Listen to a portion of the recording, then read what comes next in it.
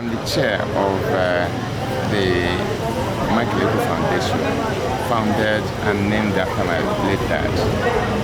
So, like I said, I'm actually a professor of media and journalism studies at City University of New York, and I came really to host this event. And for me, like I said yesterday, it's like homecoming for me. But I actually started my journey here like 40 years ago. So I just thought it's my own contribution, like giving back to the society, that made me. Because it's not just in Nigeria, it's all over. However, my concern is that to what extent are we serious about dealing with it? Both as government, it's actually the shrinking role of government in national and personal security. So within that framework, we're trying to see if we can have citizens buy in, because institutions work because society or citizens support that. But if we don't have that citizen support, it's not going to work.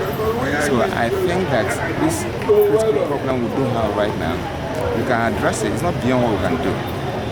Nigerians are resilient people. They are known for that all over the world. And I think that they can surmount this problem. But if the will is there, and if the citizens can really participate, because it appears government somehow, as far as I say, is not doing enough. See, unfortunately, not just again in Nigeria, across the world, there is a growing tendency among political leaders to outsource violence. In other words, what they cannot get through the ballot box, they want to cling to power by using young people as tools of violence. So it's happening across the board. In America too. In fact, there's this article I made reference to that Dr. Rachel Kemper of Canadian Institute for Canadian Endowment for Peace and Security, who did a very good piece, making reference to GOP. GOP is the Grand Old People's Party, old party, the Republicans in the United States. How somehow through Donald Trump and all that, they're using all the militias to ferment trouble and to bring to power. It's not just happening in America alone. But what happens in America, a lot of people want to copy America, especially our people here, all over the world. So that's why it's an issue for the rest of the world if we don't stem that tide over there. Most people are making money out of it. And the thing that bothers me also is, why is it that we cannot use technology to track these people? As I'm using this phone, if they want to track me, they should be able to track me. Let them invest in security. Like I pointed out yesterday, I suggested that government should set up a security trust fund, because security is a capital-intensive project, right? Like what we're just doing is to just generate data, gather information, to see how we can translate these ideas into action. So part of the thing I'm also sharing with government is to set up that security trust fund. How do you fund that security trust fund? I recommend that all of us in the diaspora, we send money back to Nigeria, right? Each time I send you $100 now, right? If I send $100 to you, I'm going to pay $8 commission to get it to you, right?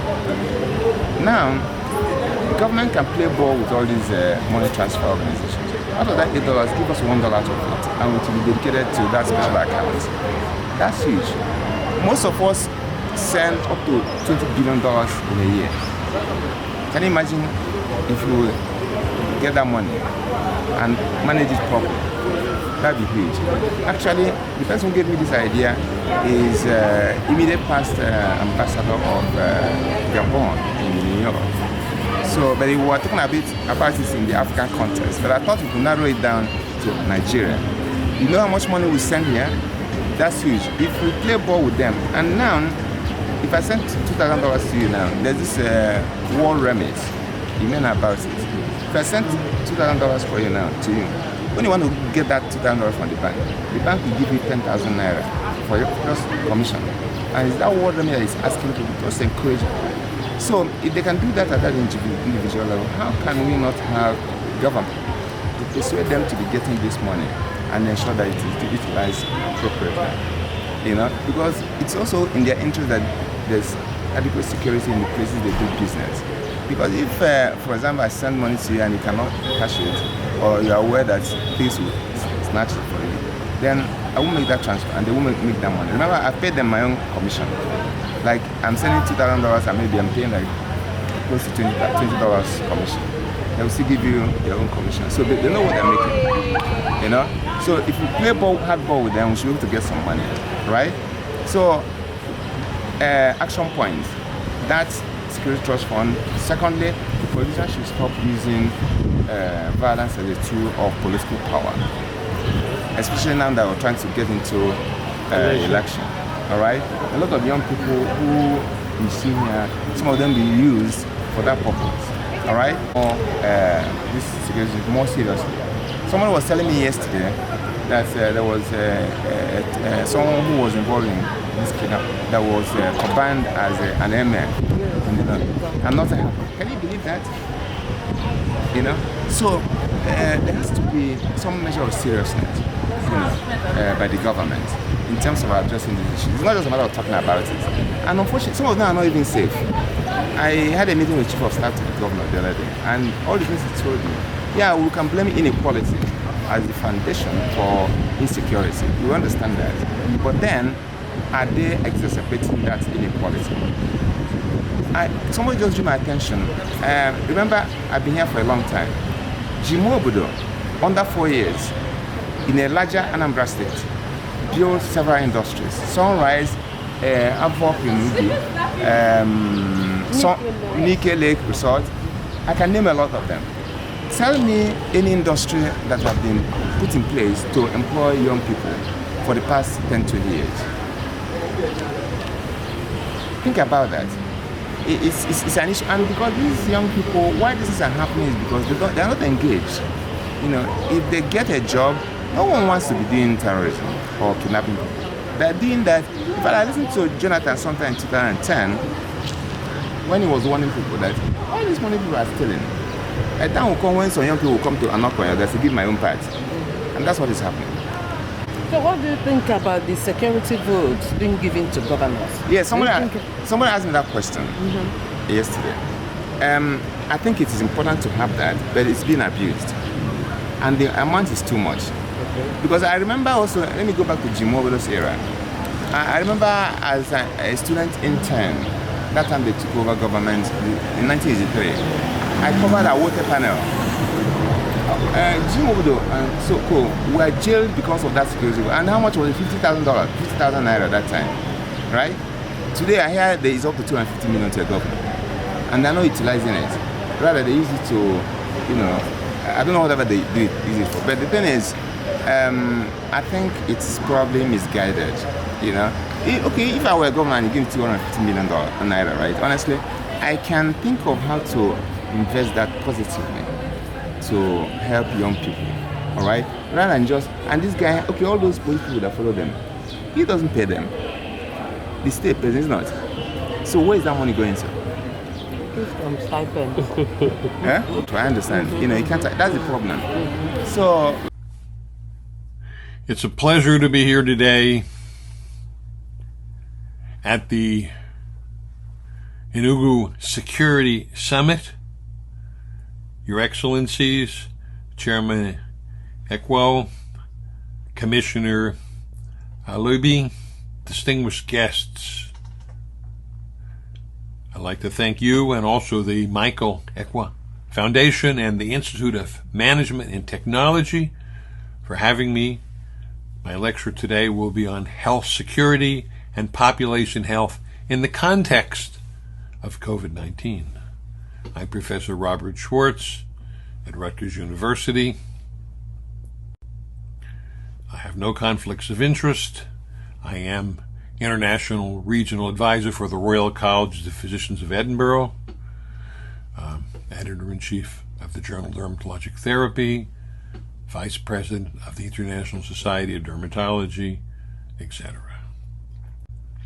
I dedicate this lecture to my heroic mother-in-law, Lieutenant Felicia Krzyzewska, known by the nom de guerre Lucia, who fought bravely in the Warsaw Uprising against the German occupiers of Poland. I'm proud to be a Polish American. And here we are with Professor Ekwo, who had just finished serving on a panel in Warsaw with the Czech Prime Minister and other notables. We remembered the Katian massacre, the genocide of over 20,000 of Poland's cream of leadership, of the military officers, the intelligentsia, the professors, the priests, murdered in cold blood by the Soviet NKVD. I'm an alumnus of the University of California, Berkeley, but I'm proud to be in my third decade as a professor at Rutgers. We were founded in 1766, thanks to King George III. So I thank King George III and his wife, Queen Charlotte, for our founding. There's a King's College, too, on the small offshore island near us called Manhattan, and now known as Columbia University. Other surviving colonial colleges include Harvard, Yale, and Princeton. I'm fortunate to have worked and been home in San Francisco when this terrible, terrible pandemic, known as later as AIDS, HIV, hit San Francisco and so much of the world. And I am fortunate that we were able to serve on the United States Presidential Advisory Council most recently, to advise the President and the government on HIV/AIDS. Even more recently, the Royal College of Physicians of Edinburgh had an update in public health and clinical medicine, which I was able to chair, and Tony Fauci, Bob Gallo, and Katie Baker were my featured speakers. And a little bit of what we're going to say here today, of course, derives from their extraordinary work. Because, it's not just conquering or trying to conquer HIV and COVID, but really the whole healthcare system needs to be viewed in many ways, including healthcare security. Weak global structures for biosecurity and pandemic preparedness are a serious challenge to global health. In addition, Russia could, for example, use chemical or biologic weapons in Ukraine for a false flag operation. So we need to speedily recognize a source of an emerging threat, potentially pivotal, obviously, to mitigate its effects for the population at risk and for geopolitical considerations as well. Naturally, emerging outbreaks are going to occur. Lab accidents will happen. And of course, biologic weapons hopefully will not be used, but these are legitimate biosecurity threats that we need to plan for. We need to enhance the capability of intergovernmental organizations, including the United Nations and within Europe, the OSCE, to investigate rapidly and effectively. This is paramount. It does remain ambiguous whether the World Health Organization can freely investigate events owing to geopolitical and strategic constraints. So, the Convention on the Prohibition of the Development, Preparation, and Stockpiling of Biological and Toxin Weapons and for their destruction was promulgated almost a half a century ago. This was a system, or is a system, for addressing allegations for preparation, holding, and utilization of biological weapons, convening consultative meetings of state parties, and lodging matters with the United Nations Security Council. However, in practicality, this has never really been employed, although it's been in effect, in essence, for 47 years. So, health security possibilities include creation of a new intergovernmental organization to cover biosecurity and pandemic preparedness, perhaps within the UN structure, perhaps not. The use of the latest scientific developments and technological instruments including bioinformatics, big data, and artificial intelligence. Political and technical support for states parties needed is with challenges of mandating and incentivizing cooperation. This is essential. The father of population health was my mentor, Heinrich Blum, and he envisioned healthcare systems with consumer and provider participation at all levels. He was an extraordinary man, and as you can see, I graduated with a Master of Public Health from the University of California, Berkeley, after finishing first in political science, and you can see the signature of Ronald Reagan on this diploma, the then governor of our great state of California. So what happened? Well, Lyndon Johnson as president promulgated and signed a comprehensive health planning and health public services amendment in 1966. This is a public law which promised, in essence, the highest level of health care attainable for every person. That's kind of utopian in character, as you can imagine, because program resources are finite and concrete. Almost a decade later, recognizing a lack of equal access to quality care at reasonable cost, the National Health Planning and Resources Development Act was promulgated. Federal funds allocated, however, also gave inflationary healthcare costs. So, when things have to be planned in a manner that's advisable and to the best advantage of the population. Failing to produce an adequate supply or distribution of health resources despite funding is a reality. Not everyone wants to live far from major population centers. The lack of a comprehensive, rational approach was noted in this legislation from 1975 because it is necessary. Obviously, there's a maldistribution. How do you deal with that? How do you deal with the increasing and uncontrolled costs, the inflating costs of healthcare, especially hospital costs? Do we have incentives that are adequate, and we do not, for the use of alternate levels of healthcare? How informed is the public? How can we make the public informed on the proper healthcare and methods for effective use of health resources? Population health is the backbone of any resilient healthcare system.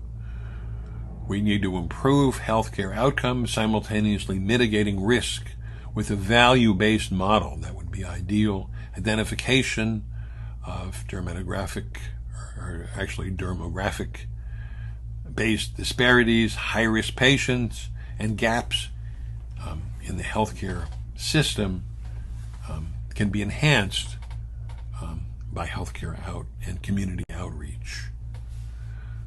Healthcare delivery has largely been based on unsystematic in-person visits to healthcare facilities. Volume-driven fee-for-service may be good in some situations, but it doesn't hit the whole population. We need a pragmatic approach that maximizes analytics and intelligent clinical schemes that can be shifted to optimize outcomes and minimize risk in population-level crises. Population-centered, maximally efficient, and resilient systems really have to be still devised. Facilitating the rapid adaptation of existing options in a public health crisis needs to be optimized. We need to promote health literacy versus via programmatic initiatives and advance healthcare solutions that are financially sustainable. Here we are in Washington, D.C. I'm being sworn in for the United States Presidential Advisory Council on HIV/AIDS. I'm proud to have served on that.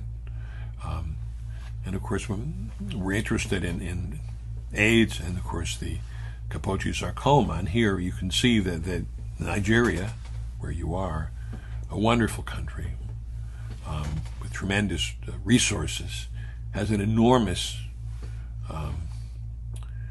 percentage of its population with the virus that causes Kaposi sarcoma, human herpesvirus 8.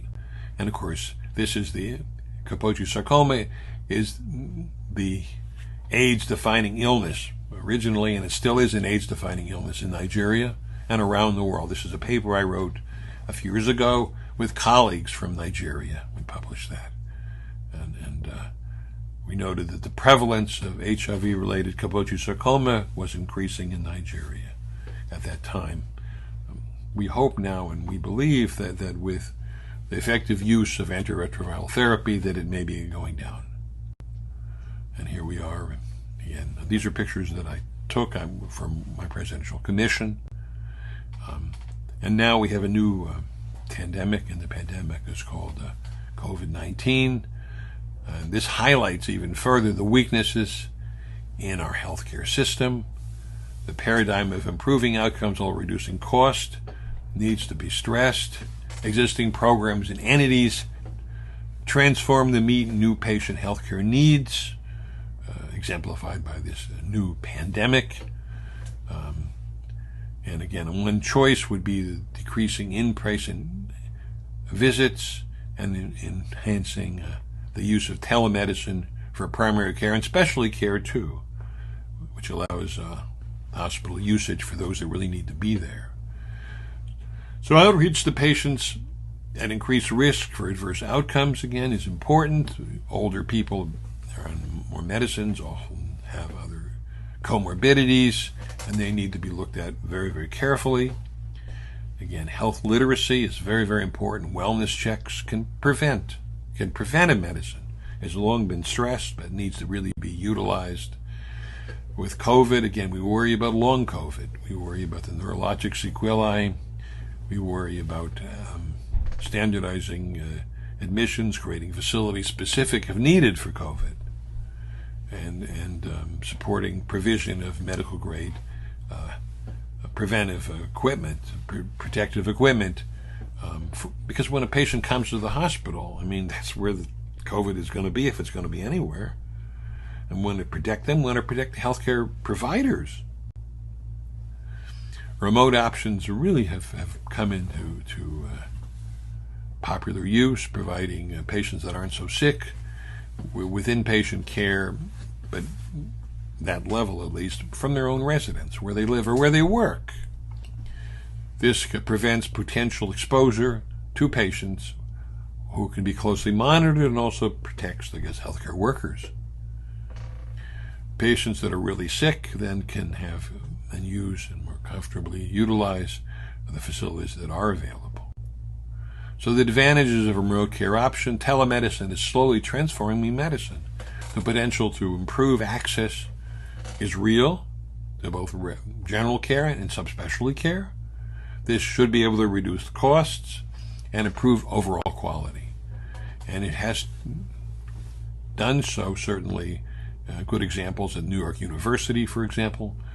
It's increased markedly, and particularly so for people 20 to 44, even if it's urgent, because they tend to be computer literate, have phones that have, in essence, little pocket computers, and able to utilize the system. COVID-19 pandemic has driven the rapid expansion of telemedicine, and that's really nice. Now, there's two forms, of course. You can have store and forward, high-quality images, or you can have basically live, real-time, where the quality of the image often isn't the greatest, but you can really talk to the patient and provide good patient education. I was doing this for some time myself, and the hybrid doing both. That really is, I think, ideal. Store and forward, repeat consultations may be needed, of course, real-time. Again, I like that. I like both, and often you can combine both.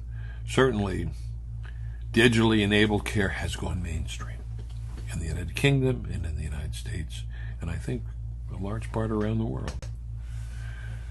Now, again, pandemics are here to stay. The pandemic plague of Athens in 430 BC, a little before your time and mine, needs to be viewed carefully. Democracy in Athens resisted Sparta in the Peloponnesian War. This pandemic came up from Ethiopia, hit the Mediterranean with high fever, rashes. People were really sick. And again, I'm really quoting from Thucydides' book. I don't read the original Greek. Perhaps some of you do, but I have to stick with English, I'm afraid. But there's a beautiful translation by UCLA Professor Latimer of Thucydides' work on the Peloponnesian War. And again, this is where I take the quotes. And the most disturbing is the last one. Total loss of memories as they recover. They could not even identify those closest to them, or even themselves. I mean, the neurologic sequelae are rather terrifying.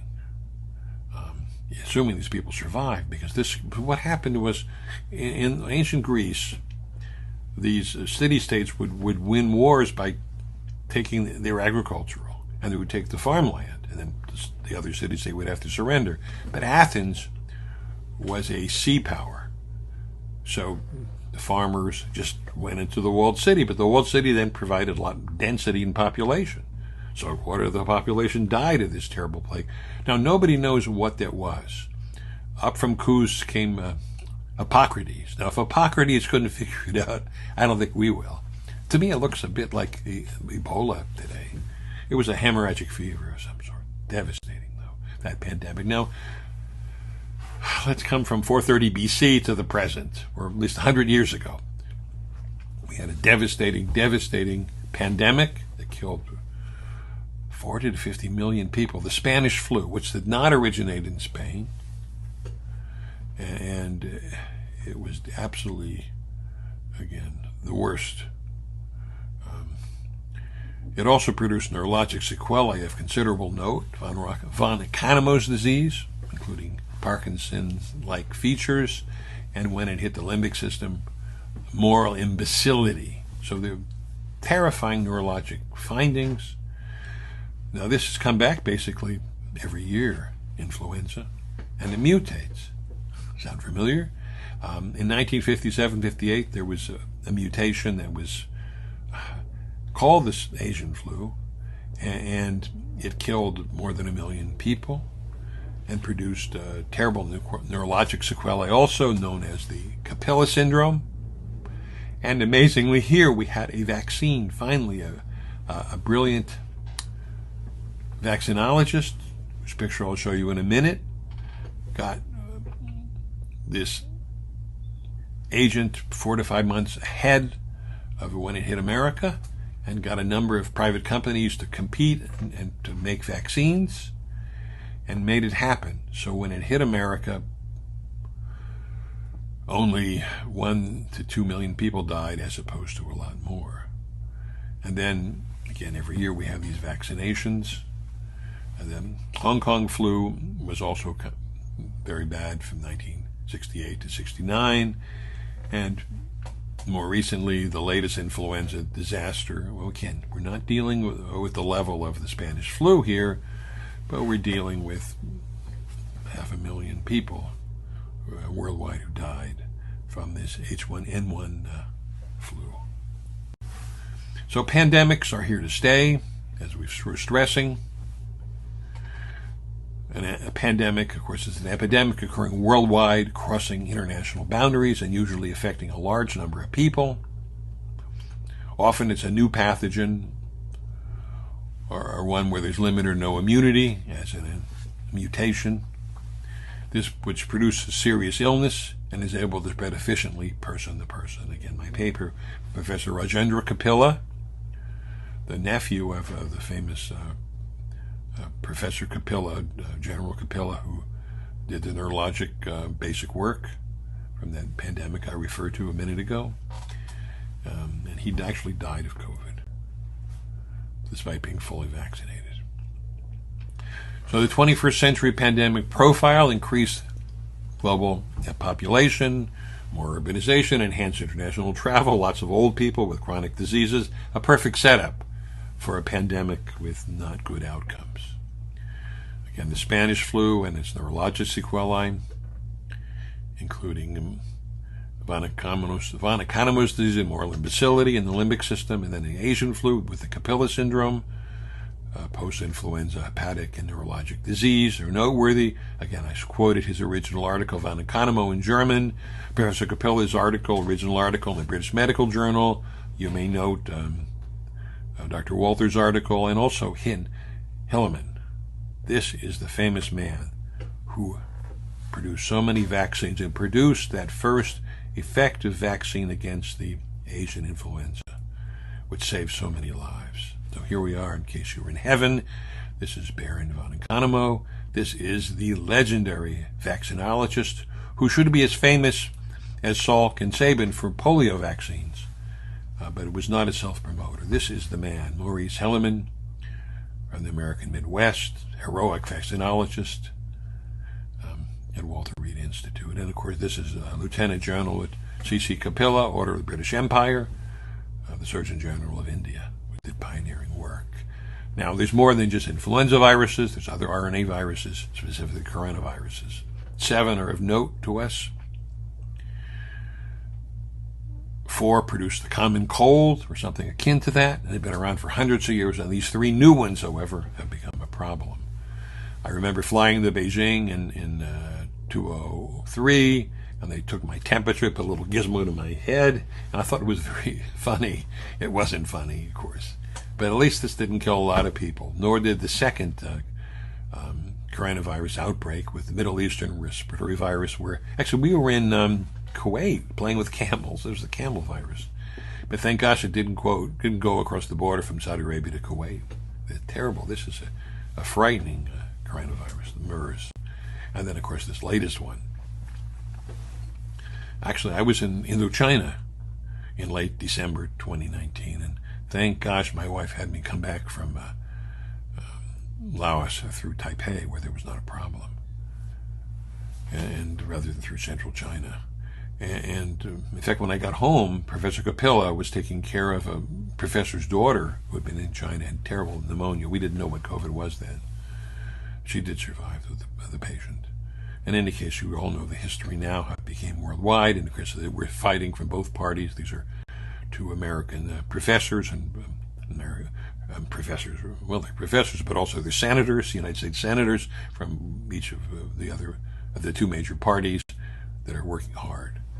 So again, cutaneous findings, I'm a dermatologist, are important because you want to see what you see, and there are 3 distinct patterns that Professor Amatari and I described originally, very early in the epidemic or pandemic. Distinct patterns, and we also talked about adverse drug reactions to the medicines used for COVID, which are real, and also to the lifestyle changes required by COVID, the masking and the hand washing.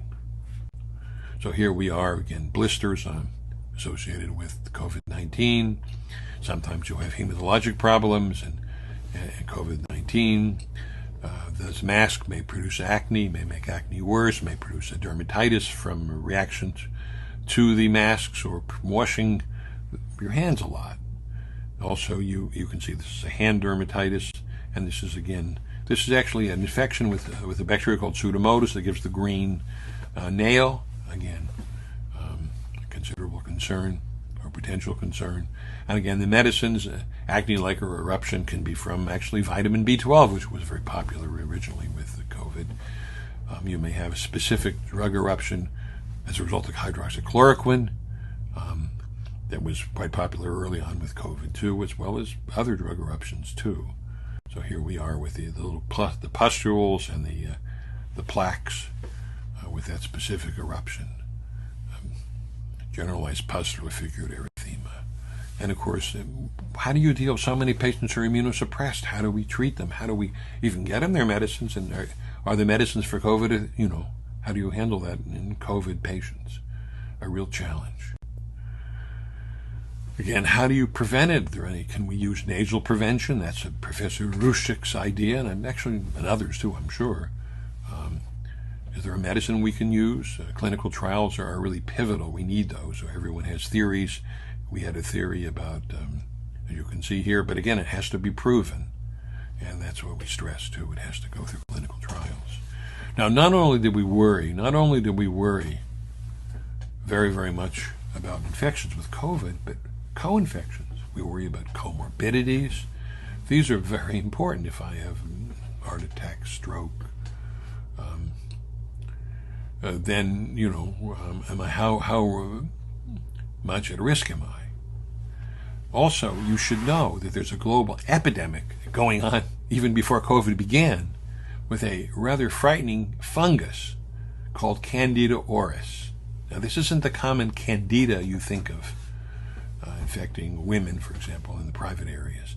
This is a specific and rather dangerous fungus that is multi-drug resistant, that requires special equipment to diagnose it, so people wouldn't often pick it up.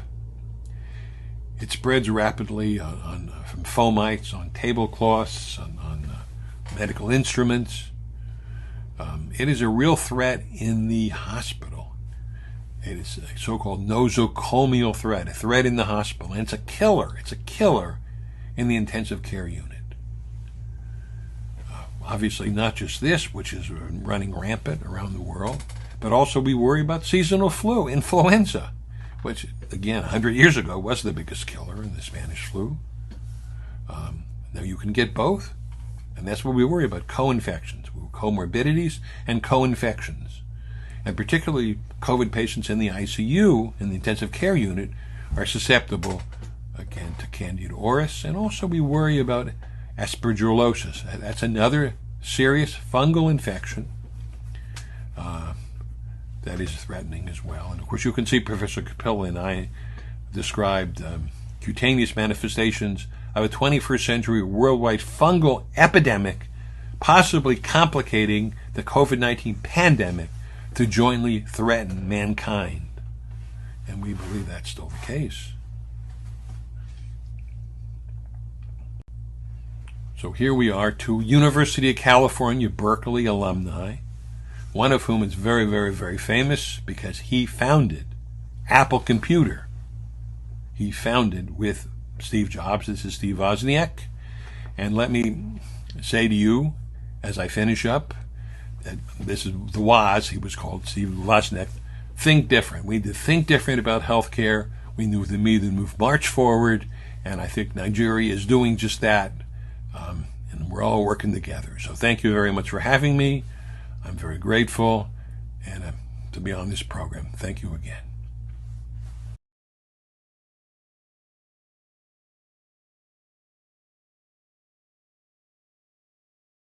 Or you can actually talk to a doctor. There's a robo-doc. I don't know if you've seen it. There's this robo-doc. It relates with you live. You tell the person, you're talking to the person, it's artificial. I'm having a headache. The person will ask you questions too. Do you understand what I'm saying? I'm having wrist pain. The person will ask you to describe exactly what is wrong with you and provide you with so what you need to do. Usually, the doctor will first advise people to start taking medication without running tests, because they want to be very sure what the matter is with you. Okay? So the alternatives now, and this guy. Call the so-called contacts that the police or other security agencies will give for you to raise alarm, and no response will be there. And from what is here, in the brochure, the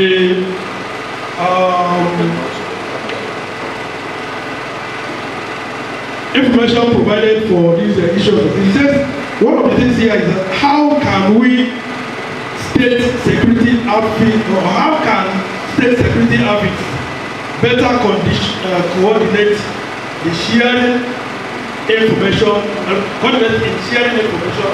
between bodies, agencies, and local community leaders. how can, I'll repeat, how can state security outfits better coordinate in sharing information between bodies, agencies, and the outfits, if they cannot respond if we do call those numbers. And again, the question follows, another point there says, or is it out of our control what the media portray because violence exists, violent extremists organizations could potentially have a control over what the media broadcast? Are we now going to just leave that for the violent extremists to control what we can do about the issue of insecurity? No, we cannot. And then how do we now get across that if the security networks cannot play the roles that they should play? What I'm now saying is that our governments that control this, they have a lot to do to get them to do what they should be doing. And again, then of course, we are going to be part of it because the security is everybody's business. We do our own role and expect them to do their own role in doing that. Now, on the issue of health security, it is still the same thing goes back to those who are supposed to provide health service. We were told by the token, the whole thing boils down to they said, how can you fund when you go and when you get here? The government is not doing enough. In other clients, they don't have what they call health insurance, and classed among the different levels of economy. But here we don't have anything at all. You are on their own, and even if you go to the hospitals, they have insecurity health-wise.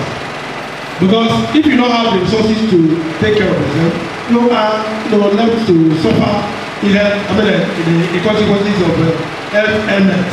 That there is always there for people to suffer, because nature has its own ways of taking care of yourself. If you don't how to take care of yourself, then you are going to suffer the consequence of the illness. Thank you very much.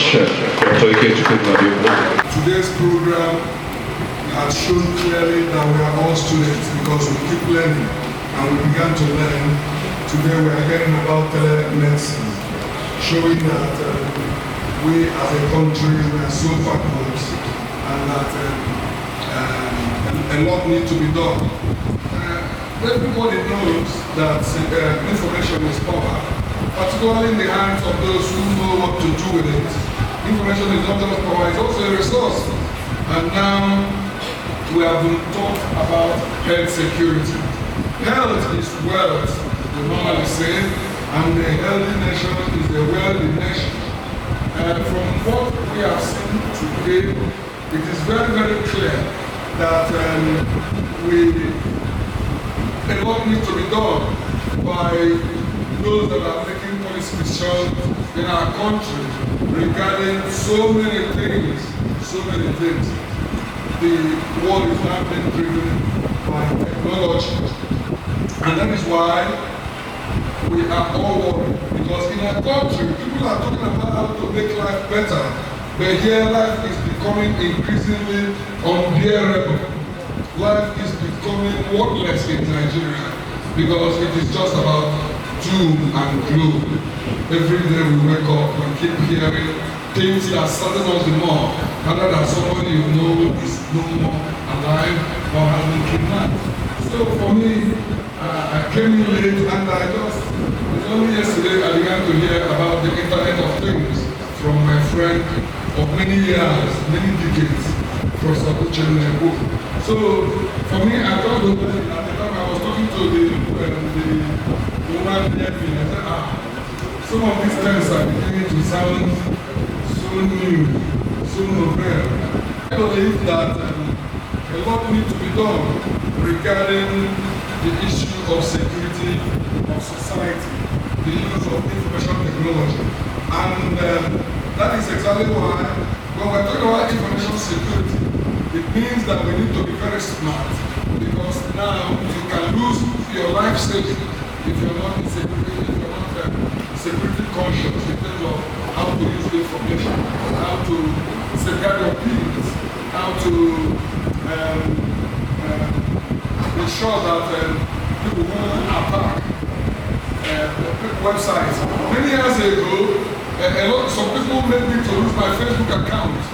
The Facebook account, I will use it. In fact, my cousin who was in Birmingham, they successfully took over £2,000 from him, telling him that, in fact, for some time I wasn't talking without my cousin. The father and my father were blood brothers. In fact, the father trained my father, and the man used to be a seller. So the young man, I wasn't in good terms with him because he didn't commiserate with me when my father died. And I felt it so bad. When those who should say sorry to you don't say sorry to you, it pains you the more. So they were telling him that I just arrived in Britain, that I'm having problems. They told him in another country that I need some money, this. He wanted a way of showing me that we are no brothers, and he was sending money before I finally knew about it to stop it. So information security is very, very important. Even my mother, they have stolen so much from her before we realized what was happening. Because my last brother is abroad. They told her that goods have come. Even when I was at National Assembly working, and she didn't even tell me that what was happening until they successfully stolen so much from her, and it was so painful. So for me, this festival of ideas is something worthwhile, and that is why, in spite of all our schedules, we have all come to learn. Nobody can claim to have a global of ideas. For me, I see myself as a student, still learning. Thank you very much. All right, thank you so much. And then, I mean, we're not going to be here in more than 5 minutes. All right? And I want to take the opportunity to appreciate this new for those who have exercised the patience today, even those who feel that they've been forced to remain here. I thank you for coming. And I hope you've taken notes, you understand? And you've also learned from our own examples, particularly the... So my time is just now. Yes. Thank you very much. Let me just ask the students here, how many of you took the jab, anti-COVID? The first one, the second one, and then the booster. How many of you took the vaccine? You see, one of the problems you have created, those of you who didn't take, just listen. You see, tomorrow, next year, in 10 years' time, you want to travel to US or UK, or New Zealand or anywhere, and they ask you, did you check that country? Here, nobody bothers you. But that day, they will tell you that the internet doesn't sleep and it doesn't tell lies. They will tell you didn't take it that time. Sorry, we can't admit you into our country. In 10 years' time, maybe you are going for your PhD. Maybe you are going for your master's. Maybe you are getting married and your spouse is on the other side. Prof, am I telling lies?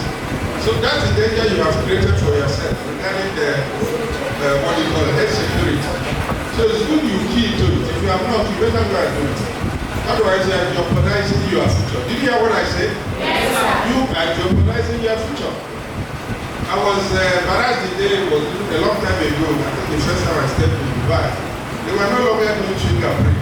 What they were doing is eye print. To check my eye. From there, they will not know everything about me. I said, why are you putting a light in my eye? What is the problem? I didn't know where they were going. Just like somebody mentioned that years before they were talking of global village. I think they mentioned that abroad. And they got the whole world become a village. That's about 30, 40 years ago. But today, is it not a global village? So you find yourself in 10 years' time, you're going for your PhD. They said, did you really take the COVID that time? You say no. You say, sorry, we can't admit it to our country. Because you are going to spread it there. And the latest one that is all over the place now is monkeypox. I hope you know about that. Monkeypox. You don't need to eat monkey. Don't think about that. It's a totally different thing. If you don't know, you never can Google it and read it. But this is the danger you have exposed yourself by not taking that anti-COVID. The first one, the second one, and even the booster. If you have not done it, you better, if you really want to travel out of this country, you are aware that one of the best tennis players was driven away from Australia. What's his name again? Can anybody mention? Djokovic, number one in the world, was told, sorry, get out of our country. He was already in, quarantined in a hotel, so you can't play. Get out of our country. And they threw him out of the country. Number one in the world. The office that coordinates all this. So that even the matter of your bank identification number, your PIN and all that, none of them are being stored. So that as you are running, you can run away from your shadow. Thank you so much. Once the security agencies get your shadow, they have got you. Thank you very much. Thank you very much. May we now invite the Chair Summit to end today's session. Actually, this puts an end to the sessions. 100 meters radius. So if this building has it, the next building doesn't need to have it. That's a positive externality. A negative externality is when something goes wrong and it automatically spreads no matter what you do, like COVID, like diseases like swine fever, like bird flu. Those things have very high negative externalities. So COVID has taught us that it's no longer a question of access and allowing, deciding, because right now if you go to the hospital, your ability to access healthcare is based on the money in your pocket. If you don't have the healthcare, if you don't have the money, you can't see a doctor. You must first of all get a card, and maybe 10,000 or 15,000 before you get to see the doctor. So access and equity are two things that threaten our health security. How easy it is for you to access healthcare? Is it near you? And then when it is near you, do you have the resources with which to pay for it? Those are the two things that we usually worry about. So health insecurity would manifest. Number one, Nigeria actually ranks second in terms of maternal mortality and morbidity. Okay? The country that goes ahead of Nigeria is India. And India is a subcontinent. India is going to even overtake China as the most populous nation on earth. So you can't begin to compare apples and oranges. India and Nigeria are not equal. So if India is coming first and Nigeria is coming second, it means that per capita Nigeria is ahead of India in terms of the number of women that die in childbirth. So I'm looking at health security now from a gender perspective. The number of women accessing healthcare across primary health facilities in Nigeria remain low.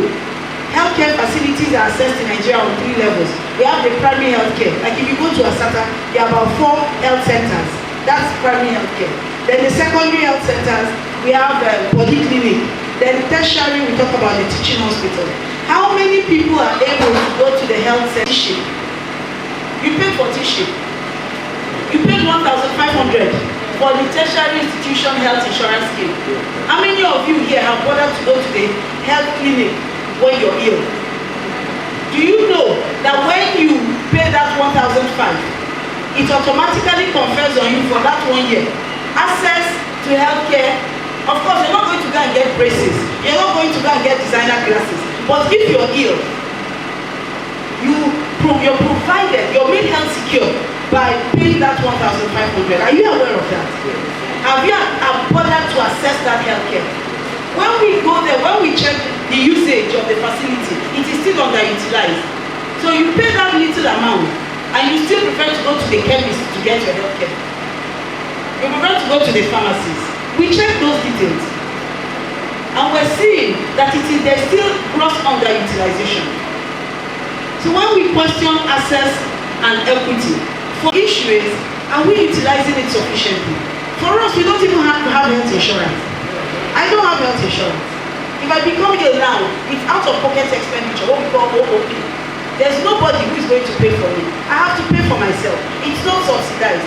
But for you now that it's been heavily subsidized, for example, if you suddenly become sick and the health center can't take care of you, they graduate you to the secondary institution. And if there is need, they move you to the tertiary. But you're not even using it. You're not utilizing it sufficiently. So this is something you people need to address for yourselves, okay? It's about what can you do for me, what can you do for me. The one that has been done for you, have you used it well? Then rising cost of accessing healthcare available to the general public is an issue. And then though there have been improvements, like I said, with maternal mortality, a lot more still needs to be done. It's one thing to have the health centers across Asata. It's another thing to have the health personnel that are going to be there to take care of you. I mean, you see the three musketeers, one for all and all for one. You see with health and COVID, it has taught us that it is all for one and one for all. You can't keep it and think that I'm well, I'm fine. We have now learned that it is very possible that illnesses can be transmitted from miles away. Okay? So thank you. And the coordinators. Yes. It has a beginning and an end. In fact, it has been very impactful 2 days. Very, very impactful, very rewarding. I'm sure of us have learned wonderful things. And let me especially commend my good friend, Mike, for thinking on how to contribute to alma mater. His alma mater is here. He gone traverse the whole world. He has gained some capacity. And he said, no, let me share, let me impart in my department.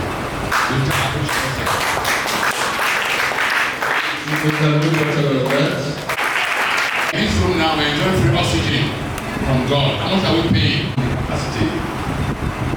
God appreciates service. And that's why he appreciates God.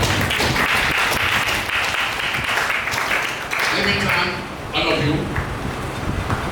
I'm so enjoying, you've enjoyed to me. For me, I treasure service. What did you enjoy service? And that's the purpose of life. Because when you leave this mortal world, God will ask you how many mansions did you build? How much in your bank account? He will ask you, how did you serve God and humanity? That's what you need purpose of life. You get what? Little result. So learn to think positive at all times in your life and do positive things, and it's all going to be positive. Thank you very much. Our lifestyle, contentment is a virtue.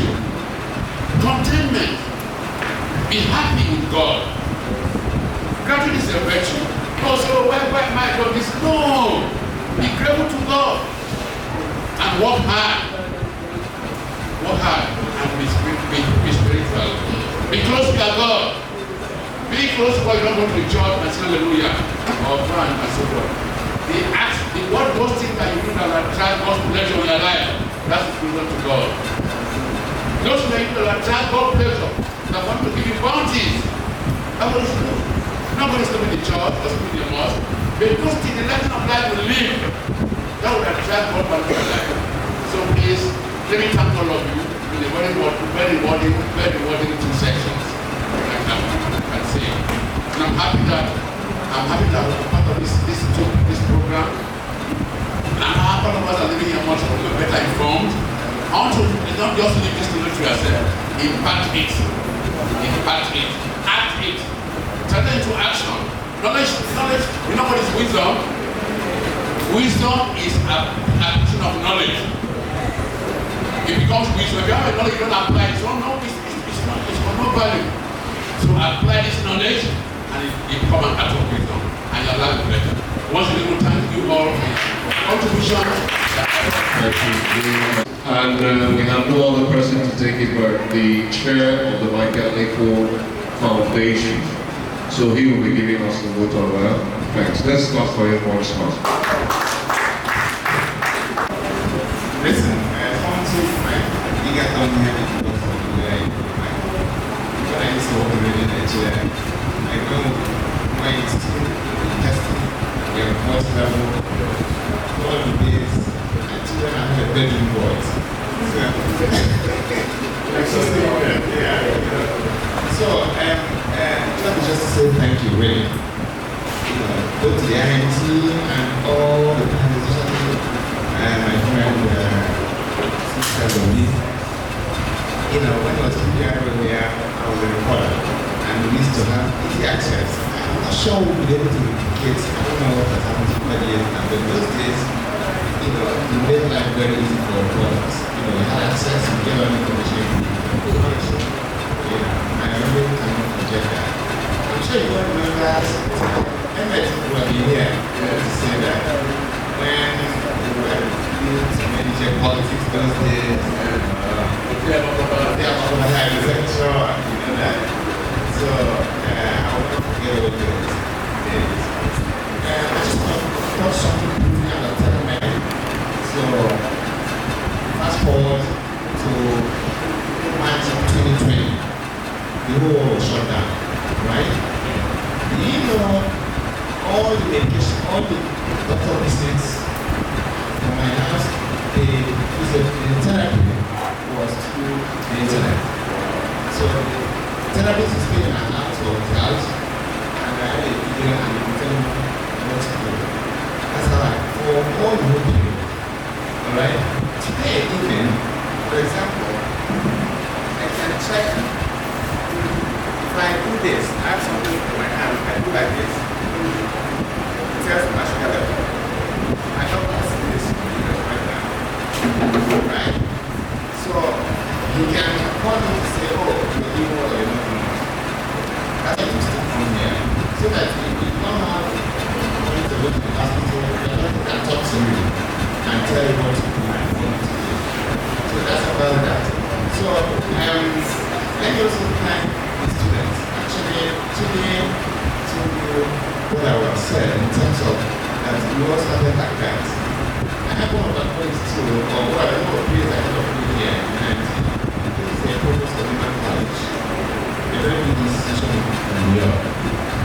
Actually, we were happy because I came back from political planning idea. I hope you understand what he's saying. A provost of a very big school, a tertiary institution in America, was also a student like you here. Yes, he studied mass communication. This was a role of power, and they paid us a Porsche award. I'm sure they paid it. So, and for some reason, I don't know how to the rector or whatever, we were not putting like a director. So, but the story was that one was somewhere, right? Fixed deposit account. I'm saying that. Yes. Somewhere. Then this guy was the, this guy used to be like a legend. Have you heard about Senator Ayo Koese? Yes. He was a student here too, mass communication. Yes. Yeah, that guy, classmates. Then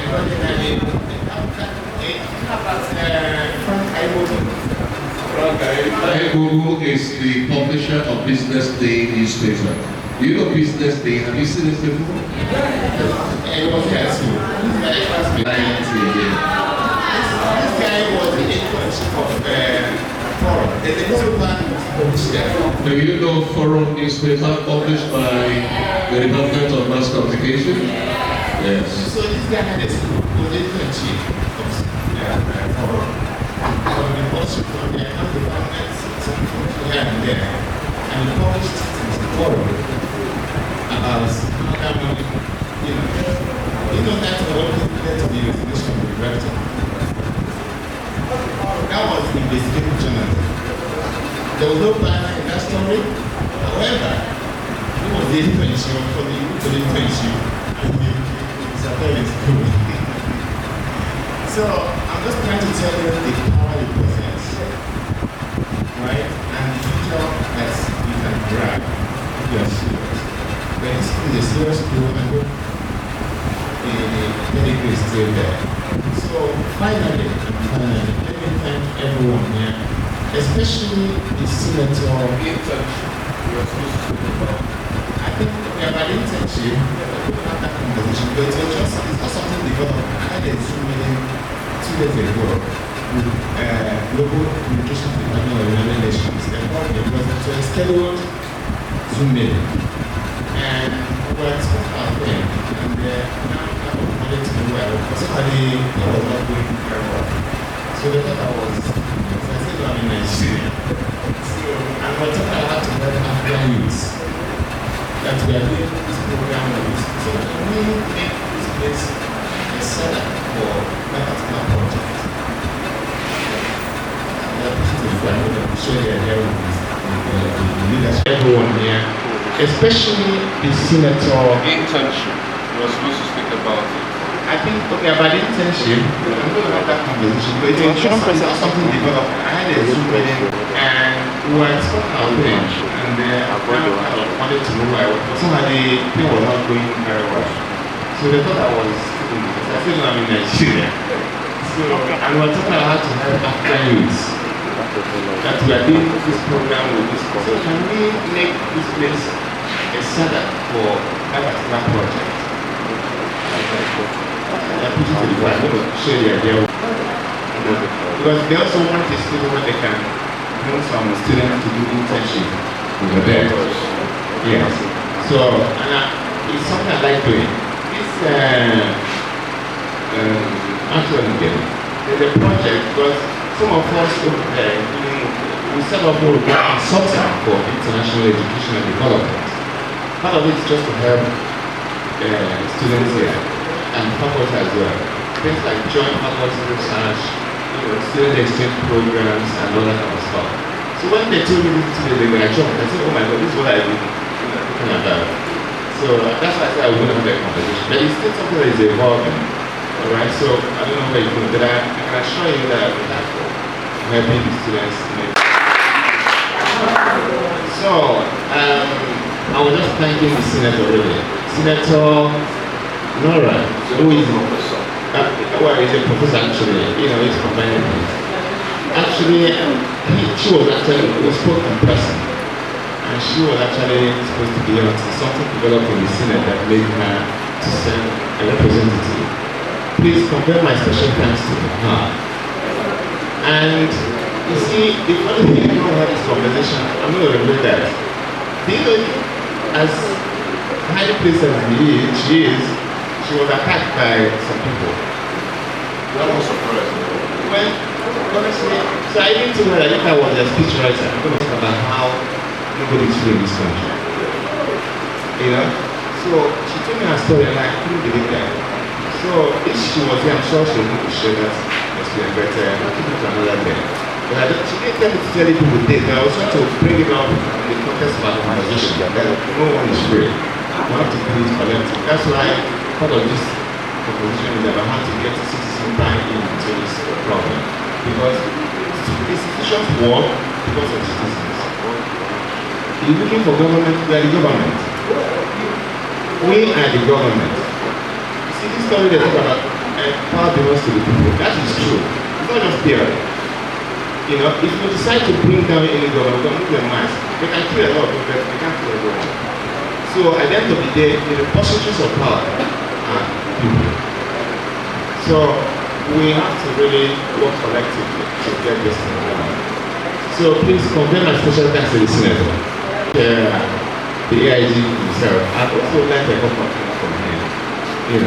And you see, people of like minds come together. He's a good friend of Honorable. So that would tell you the police will be moving around. And let me also thank the director himself, who has been very gracious. Like I said yesterday, to have confidence. Not everyone that approaches you to be a partnership that you welcome. And it's going to yield fruits. I don't know if it's going to lead us.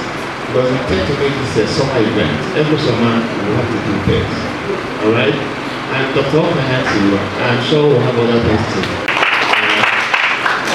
Damien has been tireless, walking all over the place.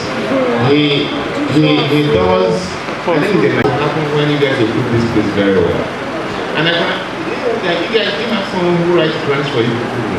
Yeah, department. Grants. Grant writing. We have to support that here. We have to have this.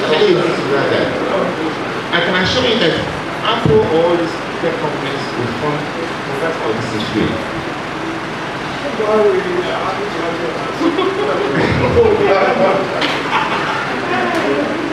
a lot of things you can get, but you have to have a department or someone employed to be doing that.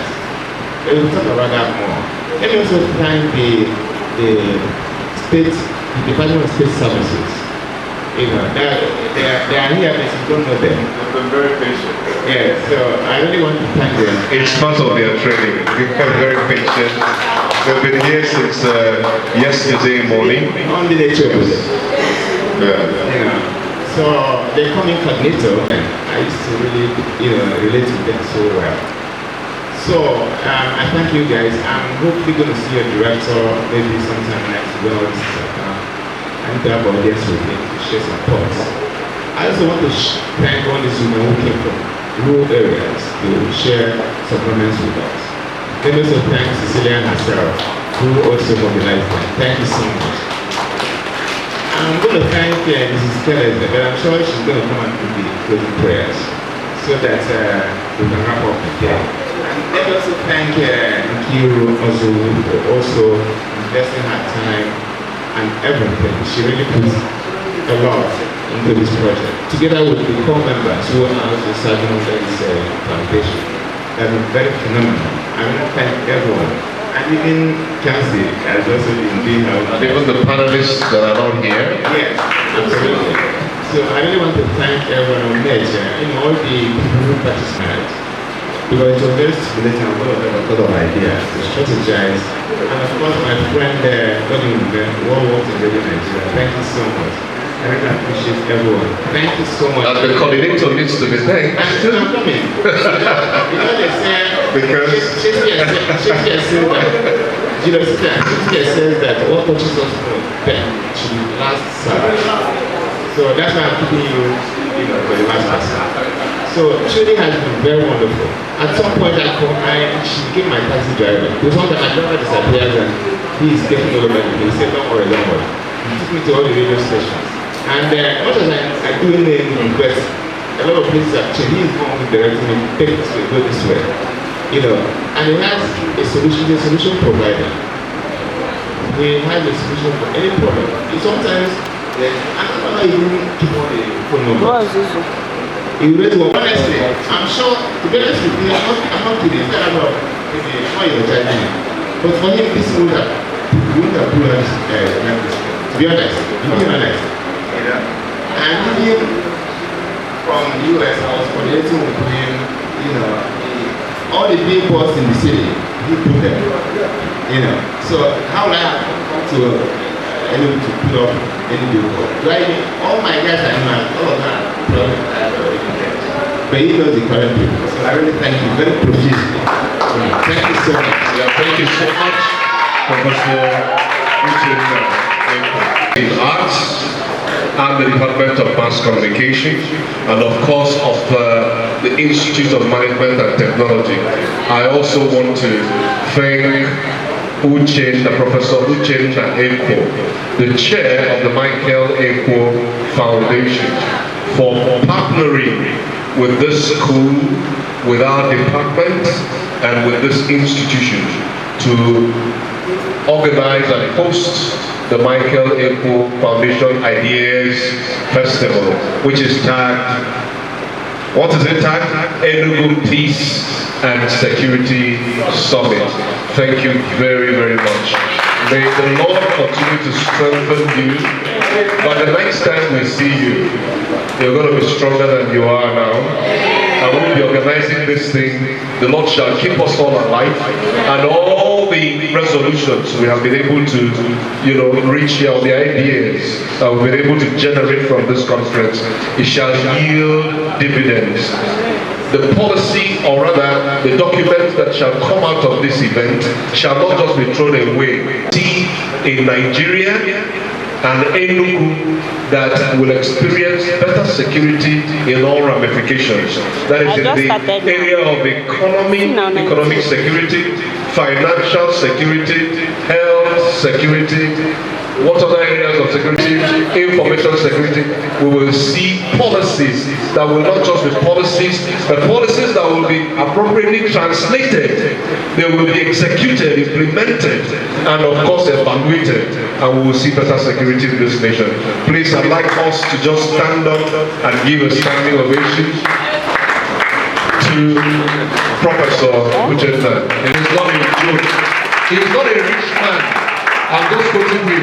He's not a rich man, but he has contributed to society. He has contributed to society. And he will be replenished accordingly. Thank you very much. Please, may we now invite Mrs. Kelly to say a very short closing prayer for us.